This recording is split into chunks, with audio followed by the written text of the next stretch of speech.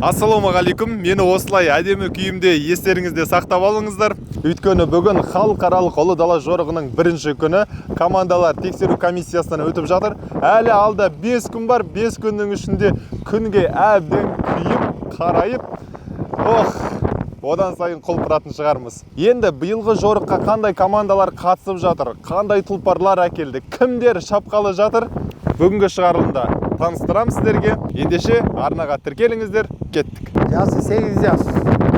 Тұқымы Навакиргиз порода. Қырғызстанның өзінен шыққан. Бақтору бұл. Биыл бірінші чабылып атады. Тоже Навакиргиз, сынақты жақсы результат көрсетті, ошон үчүн алып келдик да. Жакейи былтыр келип чапкан. 500-тө өткөн жакей. Бул да эркек. Еркек екен көрініп тұр. Тел тору. 6 жас. 6 жаса. Көктеке. Бул да Навакиргиз. Навакиргиз деген себебибиз английский менен кыргыз жылкысын аралаштырып чыгарган жылкыбыз булар. Өзүбүздөн чыккан жылкылар да булар. Атайын дайындаган эле жылкылар. Атайлап. Ушу жорук үчүн. Жорук. Керемет. Дайындык мыкты. Ал соңғы жылкы 5-жылкы. Долу кличка. Долу. 4 жигиттин арасында бир кызыбыз бар. Закей. Атты да өзү тренировка кылат, баарын өзү кылат. Былтыр көрдүк, жакты көрөлү, быйыл да күч сынап көрөлү деп келдик да. Былтырғы кателикти кайталамауга тырысасыздар. Ошого тырысабыз да. Енді бірінші келмейсіздер ма қаласында? Көрөбүз эми. Кудайдын Алланын буйругу. Биринчи келелик деген эле ой да, уталык деген ой. Биылғы халықаралық ұлы дала жорығы Алматы облысында өтеді, Қонаев қаласынан басталады, 500 шақырымға созылады. Жігіттер күн сайын 100 шақырымды бағындырып отырады, 5 аялдамадан тұрады. Алтын адам, Іле, Алатау, Таңбалытас, Алтын Орда. Сайыстың талабы бойынша 500 шақырымды жігіттер кемінде 3 атпен аяқтауы тиіс, әйтпесе жарыс жолынан шығып қалады. Сондықтан бұл жорықта атты сақтау бәрінен маңызды. Мінеки Маңғыстаудың жігіттері шабандоздар дем алып, КамАЗдың астында тынығып жатыр. 6 күн жол жүріп, 7-ші күн дегенде келіп жеттік. Біздердің Маңғыстау мен Алматының ортасы енді ұшса құстың мойны талатын, шапса тұлпардың тұяғы талатын. Ұзақ ұланғайыр жер ғой. Жарыстың өзінің ережесі де солай, ешқандай қолайлы жағдай жасалмағаннан алдымызда не күтіп тұрғанын біз тағы да білмейміз. Бұл жерде де жер бедерін мысалы үшін 100-150 километрге дейін барып келдік. Сол кезде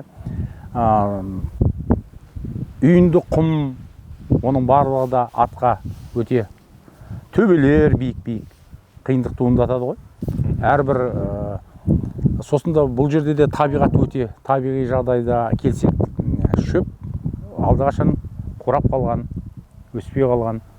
Табиғаттың күннің ыстықтығын тағы көріп тұрмыз. Дала дауыл, жел, шаң борап жатыр. Бұл бір жағынан қарағанда біздің Маңғыстаудың табиғатына, табиғи жағдайына, мына погодасына келеді, ауа райына.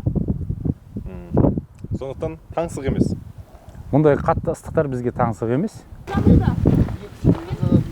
Ассалаумағалейкум, қалайсыз?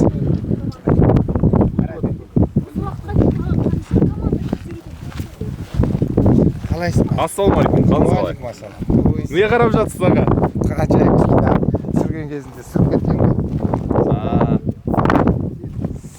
Сіздің жылқыларыңыз ба? Ендікі.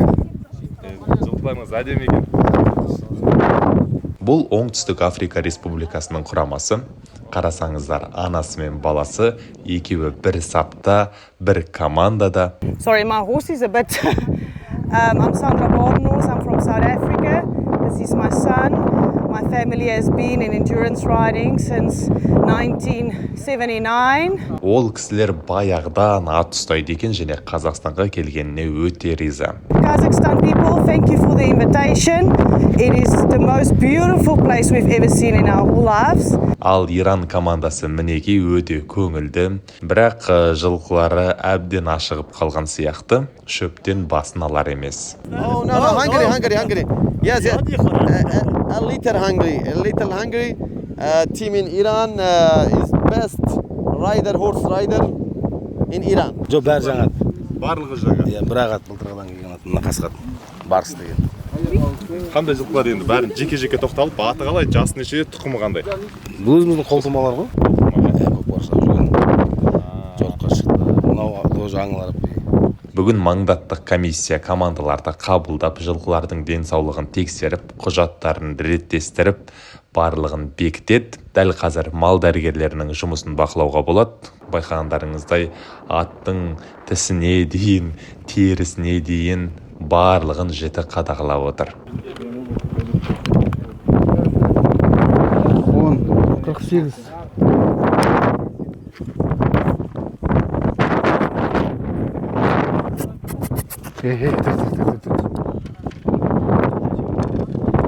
Жүректің соғысын тексеріп жатыр. Өзі біздің немен есептеледі, 64-тен асып кеткен керек. Шабандоздар да, жылқылар да өзгермей ма, деймін? Жетеміз, көздеген мақсатқа жету керек. Бұл жетіп жүр жететін жеріне. Сондықтан осы 4-ші рет қатысып жатыр. Қазірдің өзінде біліп тұр деңізші. Біліп тұр, иә. Сондықтан халықаралыққа бірінші рет келіп тұрмыз енді, халықаралыққа қатысып көрейік деп. Ұлттық рухты сананы сілкіндіретін рухани бір халықаралық жоба. Бұл шараға жалпы бүгінгі таңда 19 команда қатысып отыр. Жалпы 6 мемлекеттен үлкен азаматтар өзінің бағын сынайтын болады. Жалпы жүлде қоры бірінші орын 100 мың, екінші орын 60 мың, үшінші орынға 40 мың доллар деп. Бұның бәрі регламентке сай келген команданың аттарының санына байланысты алынатын болады. Яғни табысталады. Бірінші орын, екінші орын, үшінші орында бұл демеушілердің есебінен. Ақтау өзен екі қалам тілегім, киелі Маңғыстау менің жүрегім. Ұлытау болып жүргенмен қазақ деп соғады жүрегімді айтып қояйыншы. Ұлытау командасына қанша ақшаға сатылдың? Енді 10 мың доллар менің бір шабу канаға. 10 мың долларға Маңғыстауды айырбастап сатың ба не Ұлытауға? Ойнап айтам, әзіл бәрі. Бесплатно біздер тегін жүре береміз. Адай жылқылар ма? Атқа деген махаббат жоқ, Ұлытау жылқылар. Ұлытаудың өзін жылқылар. Иә. Сонымен достар, өздеріңіз көрдіңіздер, алғашқы күн қағаз жұмыстарын реттеумен өтеді. Ертең таңғы сағат 7-де халықаралық ұлы дала жорығы басталады. Сайысты Жорық YouTube арнасынан көрсетеміз.